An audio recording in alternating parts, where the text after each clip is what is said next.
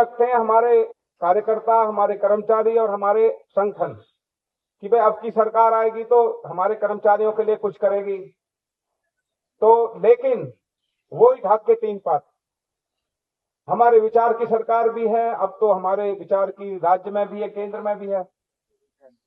तो मेरा तो आपसे अनुरोध है कि जब तक अपनी संख्या बल, जब तक अपनी ताकत, हर उद्योग में हर महीने अपना प्रदर्शन नहीं करोगे तो कुछ भी मिलने वाला नहीं है। जब उनको हमारी ताकत दिखाई देगी तो फिर हम हमारे लिए जूती पहनेंगे। नहीं तो ऐसे ही हम आएंगे, प्रदर्शन करेंगे, चले जाएंगे, फिर प्रदर्शन करेंगे। हर विभाग के अंदर, हर डिपार्टमेंट के अंदर हम लोग करते थे। हमारे प्रदर्शन हर महीने लगातार होते थे। उस पुराने ढर्रे पर आपको भारतीय मजदूर संघ पे आना ही पड़ेगा। और जितने पुराने लोग आज मैंने प्रदर्शन में देखे, सैकड़ों हमारे सेवानिवृत्त कर्मचारी यहाँ पर हैं। उनके अंदर वो ज्वाला है, ऊर्जा आज भी है।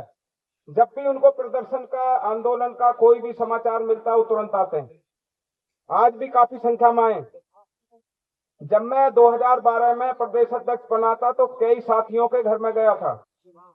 उस समय वो सेवानिवृत्त थे और आज भी मेरे सामने बैठे हैं। देखिए 2012 से कितना समय हो गया। उनके अंदर पीड़ा है, उन्होंने काम किया और उन्हें वो याद रहता है कि मैंने काम किया, मेरा संगठन है, मैं जाऊंगा।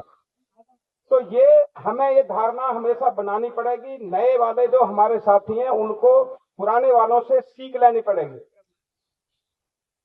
पुराने लोगों ने बहुत मेहनत की है, संगठन को खड़ा किया। अरे आपको तो समतल जमीन मिली है।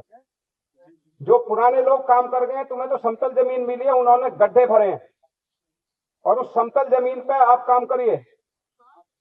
कोई काम ऐसा नहीं है कि जो ना हो। समस्या ही आविष्कार की जननी है और कोई समस्या ऐसी नहीं जिसका समाधान ना निकलेगा, लेकिन संघर्ष करना पड़ेगा। आंदोलन, प्रदर्शन ही लोकतंत्र की आत्मा है। और साथियों, मैं पुरानी बात इसलिए कह रहा हूं कि पुराने लोगों ने काम किया, मेहनत की है। उनके हमने बहुत पिछले वाले विवरण सुने हैं। उन्होंने हमें बताते थे सब लोग कि विषम परिस्थितियों में उन्होंने काम किया और संगठन को यहां तक लाए। तो आपको ये जो डिमांड है, बहुत मेरे साथियों ने अपनी अपनी डिमांड रखी, अपने अपने विभाग की रखी, अपनी समस्याएं रखी आप सबके सामने। लेकिन ये समस्या रखने से काम नहीं चलेगा। आप अपने घर में, आप अपने राज्य में, अपने नगर में, अपने प्रांत में, जहां भी हो, वहां पर आपको आपकी बात को बार बार रखना पड़ेगा। अपने अपने नए नए तरीके अपनाने पड़ेंगे और जो प्रशासन है उसके कानों में आपके नारों की गुंजन जानी चाहिए। उनके कानों में बार बार तुम्हारी आवाज नारों की जानी चाहिए और हर डिपार्टमेंट में होना चाहिए। मैं देखता हूँ डिपार्टमेंट के लोग हमें ही नहीं जानते जी। कमाल की बात है भाई, कैसे जानेंगे? जब जब उनके सामने लाठ लठ लेकर नहीं जाओगे तुम्हें वो पहचानेंगे भी नहीं। आप अपने काम नहीं निकाल पाओगे। आपके काम तभी होंगे जब आप उनके सामने बार बार जाओगे, उनको ललकारोगे। इसलिए साथियों, 4 लाइन सुनाता हूं नीरज जी की। आग भरी दोपहरी सांझ की ओर ढला करती है, ये अंधियारी रात समय में, ये अंधियारी रात सुबह में बदला करती है। पतझड़ देता जन्म सदा नव कोमल किस्ने को और संघर्षों के बाद जवानी संभला करती है। तो साथियों, आपके सामने एग्जाम्पल है। हमारे पुराने लोग आज भी हैं, वरिष्ठ कार्यकर्ता भी हैं, वरिष्ठ पदाधिकारी भी हैं, केंद्र में भी है, राज्य में भी है और यूनियनों में भी है।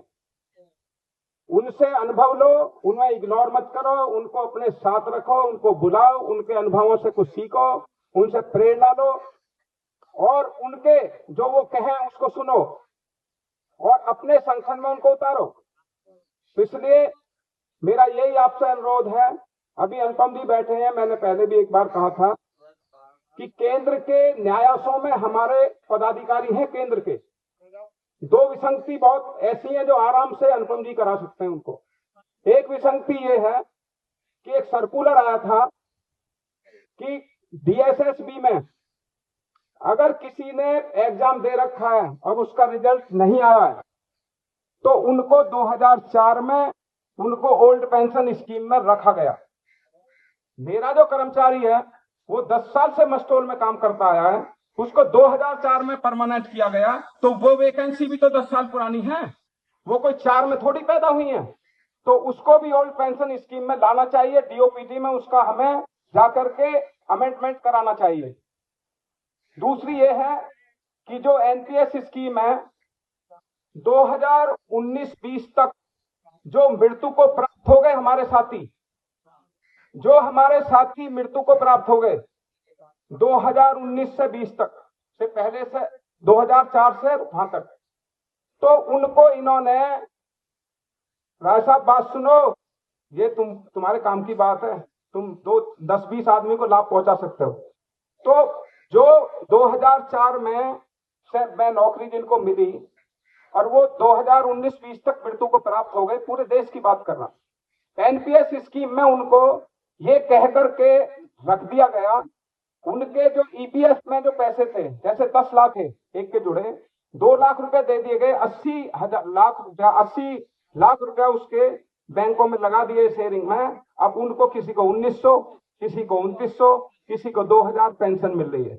उनके बच्चों को नौकरी नहीं मिली, आश्रितों को, उनके घर का चूल्हा नहीं चल रहा। 20 में एक सर्कुलर आया डीओपीटी का, उस सर्कुलर के अनुसार कम से कम 20,000 रुपया उनकी पेंशन होगी।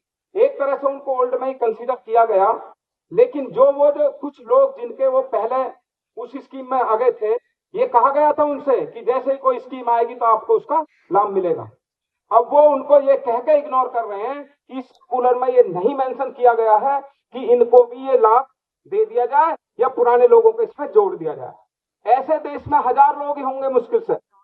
अगर हमारे लोग जो न्यायालयों में वो इसमें इंटरेस्ट लेंगे तो उसको वहां जोड़ दिया जाएगा और उनके घर का चूल्हा जल जाएगा और उनको भी 20-25 हजार रुपए पेंशन मिलेगी। डेट डिपार्टमेंट में हम गए तो वो कह रहे हैं कि भाई ये लिखा नहीं है। मैंने कहा ये कहां लिखा कि इनको कंसीडर नहीं किया जाएगा, लेकिन प्रशासन में एक बाबू जो एक लाइन लिख देता है सुप्रीम कोर्ट तक वही चलती है, कोई सुनने वाला नहीं। तो इसलिए मेरी केंद्र से भी ये गुजारिश है कि जो हमारे न्यायालयों में है, ये 2 डिमांड है जिससे लाखों लोगों को फायदा होगा, और जो इनके लिए कुछ भी नहीं है आराम से अमेंडमेंट करा सकते हैं, क्योंकि जब से हमारा देश आजाद हुआ हजारों अमेंडमेंट हुए और हमारे जो संगठन है इसकी अनुरोध पे भी बहुत अमेंडमेंट हुए हैं। तो अब सरकार है, सुन सकती है और अच्छा काम है। मेरे यहाँ पे मुश्किल से एनडीएमसी में 10 होंगे, उसके बाद वो 20,000 वाला 25,000 वाला लाभ मिल रहा है। तो ऐसे ही देश में हर डिपार्टमेंट में बहुत थोड़े थोड़े होंगे, क्योंकि आराम से पेंशन बनाते नहीं। आराम से कहाँ पेंशन बन रही थी, वो तो हमने दबाव डाल के बनवा दी थी उनकी। तो इसलिए ये 2 डिमांड हमारी बहुत कारगर है जो होनी चाहिए। तीसरी बात मेरी ये है कि जो डेथ केस में जो करुणामूलक आधार पर जो मृत्यु जो नौकरी मृतक के आश्रित को मिलती है, उसमें वो 5% सुप्रीम कोर्ट ने ऑर्डर किया है, उस लकीर को पीट रहे हैं। अरे भैया, हेड ऑफ डिपार्टमेंट को ये पावर भी है, अपनी सुविधा के अनुसार वो किसी को नौकरी भी दे सकता है। फोर्थ क्लास ज्यादातर लगते हैं, फोर्थ क्लास भी नहीं लगा रहे।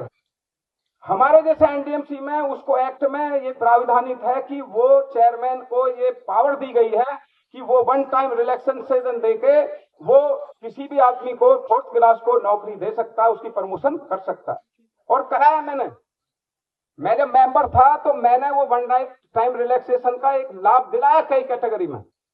लेकिन जो मर्जी प्रशासन कर रहा है, शासन में हमारे लोग आ गए हैं, लेकिन प्रशासन अपनी मनमर्जी कर रहा है और वो शासन में बैठे हुए हमारे लोग कोई लाभ हमारे कर्मचारियों को नहीं करा पा रहे हैं।